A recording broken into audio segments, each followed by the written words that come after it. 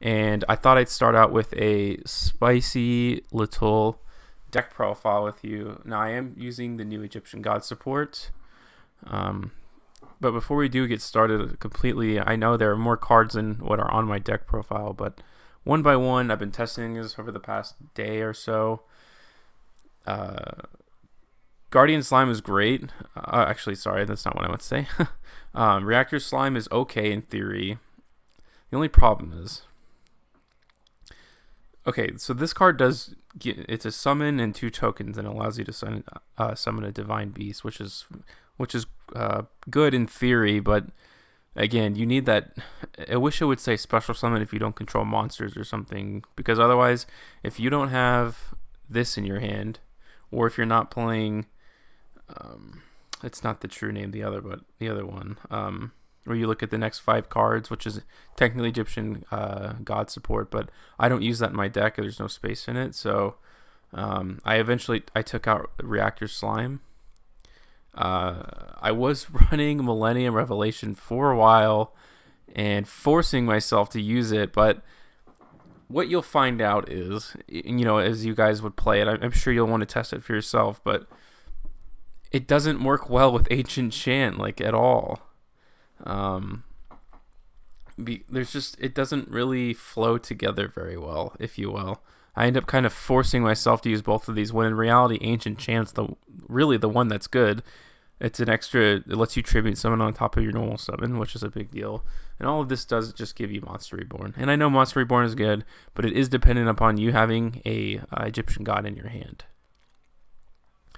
Other than that, everything else should be in there, all the new support. Oh, well, there's no cannon, just simply because it's not on Dueling Nexus. It does look like a good card. I'm not sure if it'll be good in practice. When it comes out, I'll have to let you guys know. With that out of the way, we can go into our full deck profile, and when these cards come out, I will do a in-person deck profile like I used to, but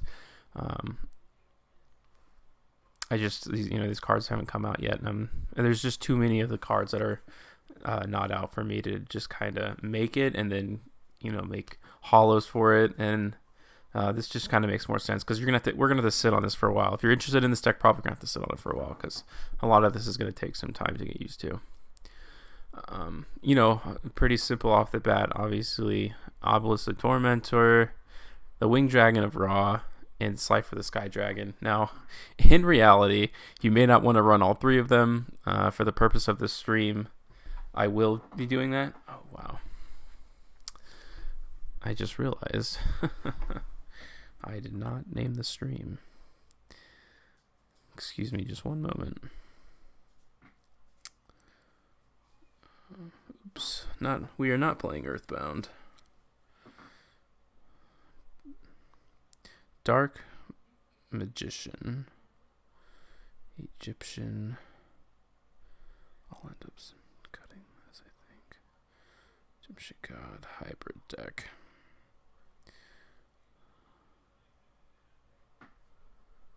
Yugioh trading card game.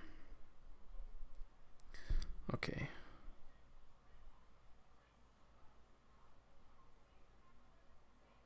All right. Sorry about that. Yeah, I have the chat pulled up now, but yeah, like I was saying, you probably won't want to run all 3, but for the purpose of the stream, I think it's just more fun to have all 3 laying in the deck.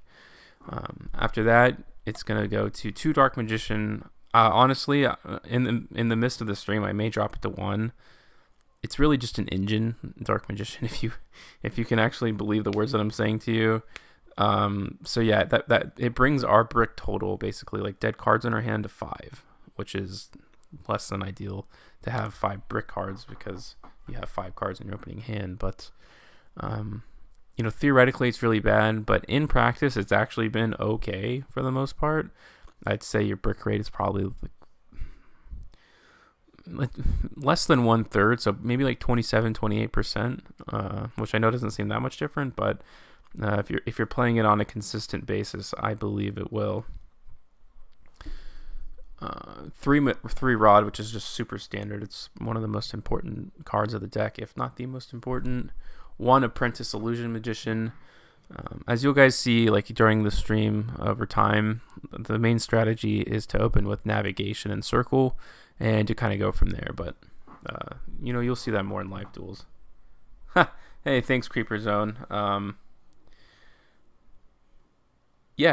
just kind of going through right now. It's surprisingly the synergy of the deck is actually pretty impressive, if I do say so myself.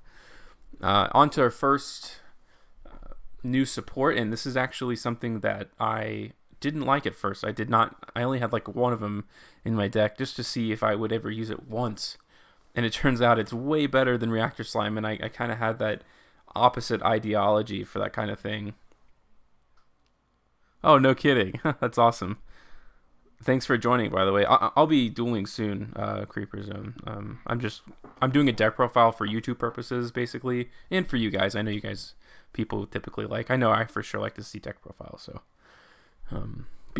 so Guardian Slime, basically, when you take any sort of damage, it summons itself and it protects you, which is great. Has a floating effect when it's destroyed, which is just fantastic. It could be tributed for Egyptian God Slime, which is the best. It is the best Egyptian God support that has ever come out, and I saw that it's going to be a super rare, and I'm so hyped for that. I may actually, like, at some point in the stream, like, go over the Marik, whatever it's called. It's not a structure deck. They call it like a booster set or something like that, because the rarities I think they got really right. The only thing I wish they did was the true name is still a common in that set, which I think is super unfortunate, but can't have it all right.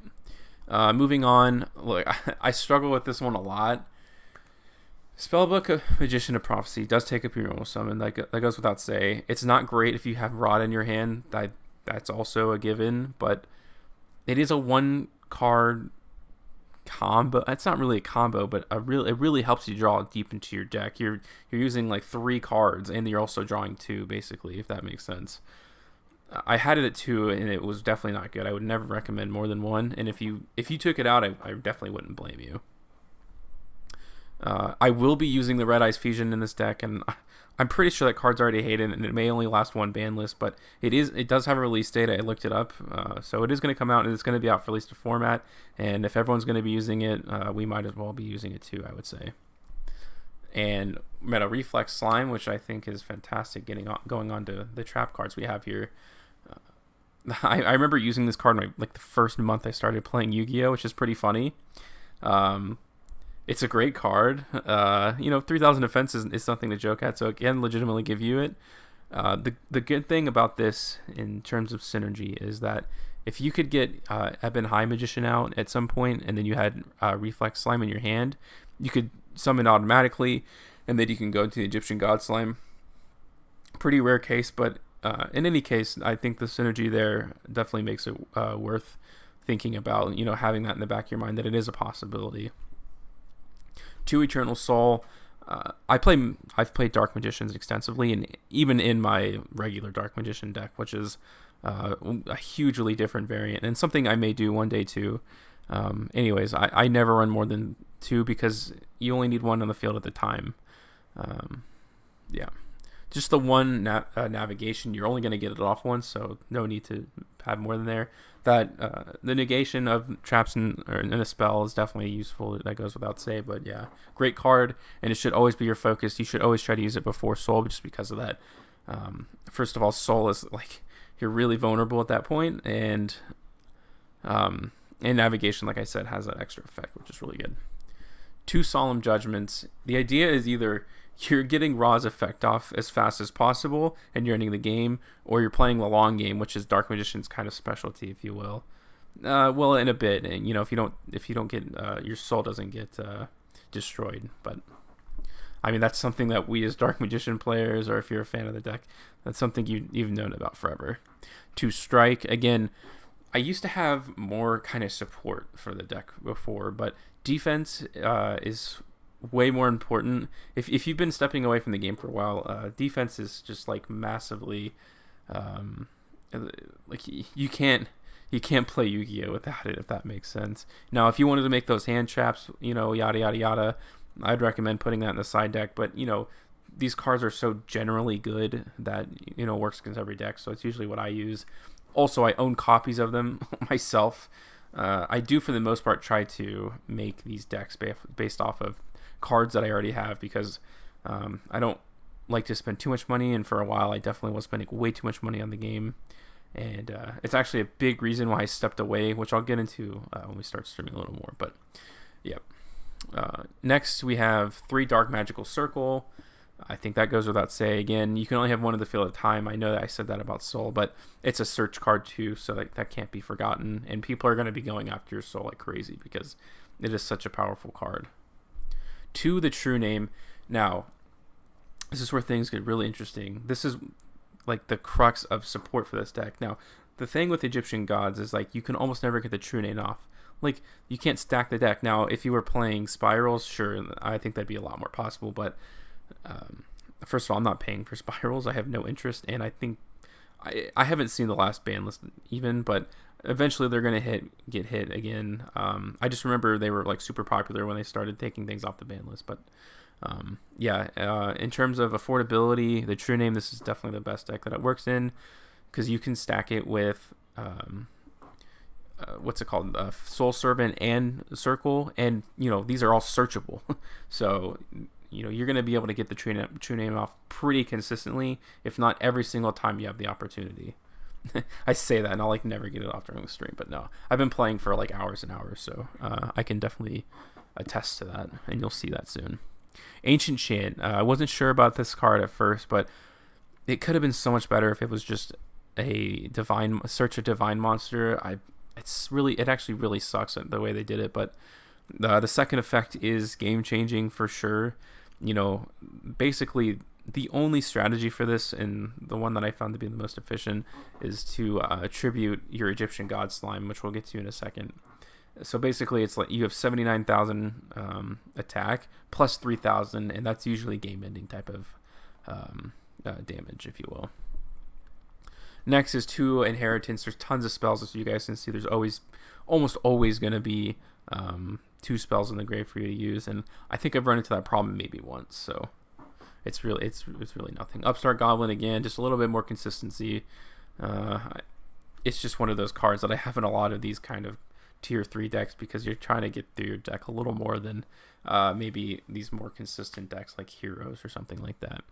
2 Faithful Servant, fantastic card. Again, I know I'm not taking it to its full advantage. I don't have any Palladium Oracle Mahads in the deck. I don't have any Dark Magician Girls, which I tested, and it's okay.